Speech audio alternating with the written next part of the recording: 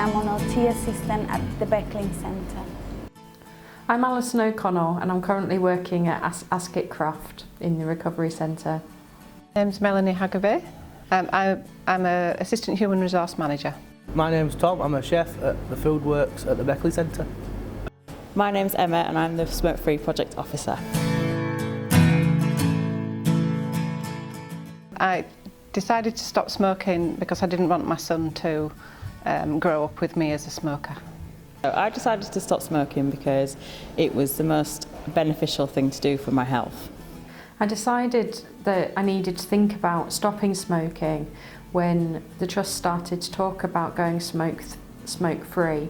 I started to think about the impact that might have on other people, particularly the smell of smoke. The main reason why I stopped, that made me stop, was when I remember vivid that I was in the bus with my little boy who was 6 years of age back then, and I remember he looked at the no smoking sign on the bus and another one that said smoking kills, and he turned around and said to me, "Mummy, you're gonna die, you smoke." And I think from that moment, that's when I decided to stop smoking. So I decided to stop smoking because of my daughter. So my daughter was born and I said I'm going to stop smoking then. I stopped smoking using a couple of things. I did an e-cigarette at first and then I went cold turkey.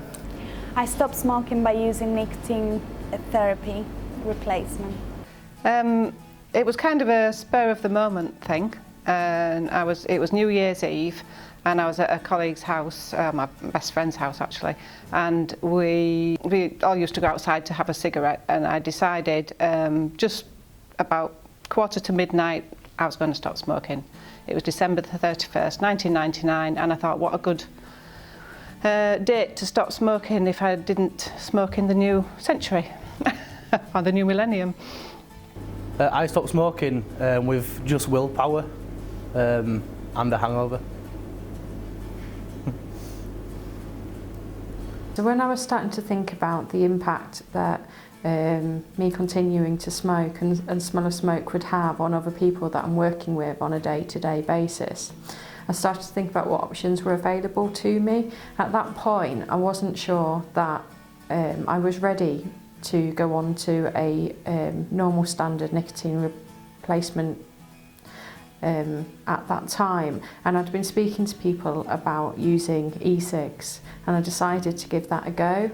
I've now been using an e-cig for 11 weeks, but now I'm thinking about what the next steps are for me.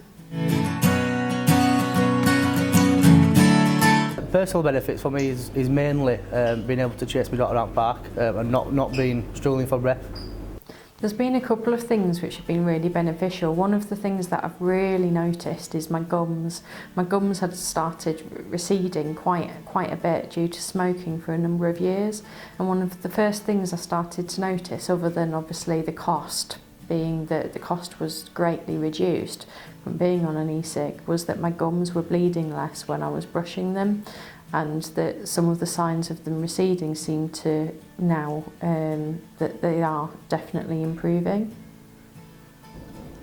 The biggest personal benefit for me was the money I've saved. I've saved quite a bit of money since stopping smoking, and e-cigarettes for me were significantly cheaper than smoking cigarettes. There's lots of benefits that I've had from stopping smoking.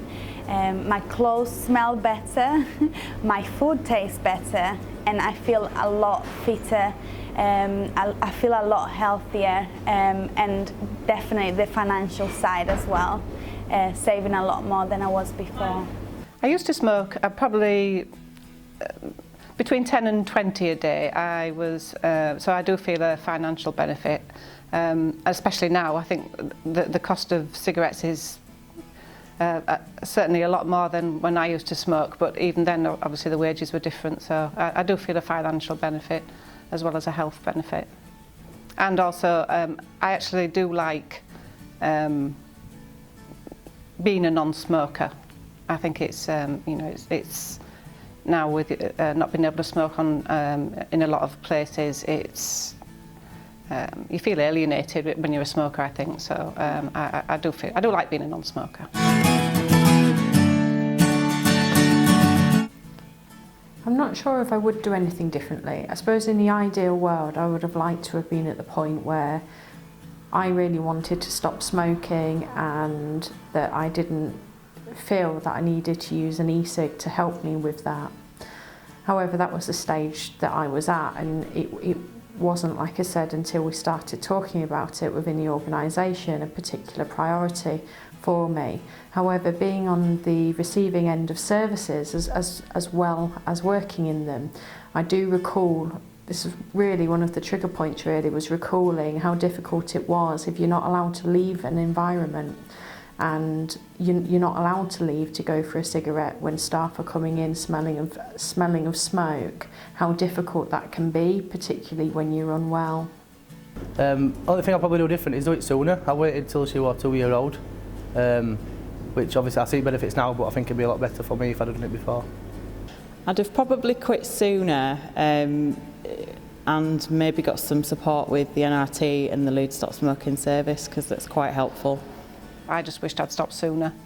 I think I would have done it. I would have quit before, many years before I actually did. This is me. This is me. This is me. This is me. This is me. Going smoke-free. Going smoke-free. Going smoke-free. Going smoke-free. Going smoke-free. You can do it.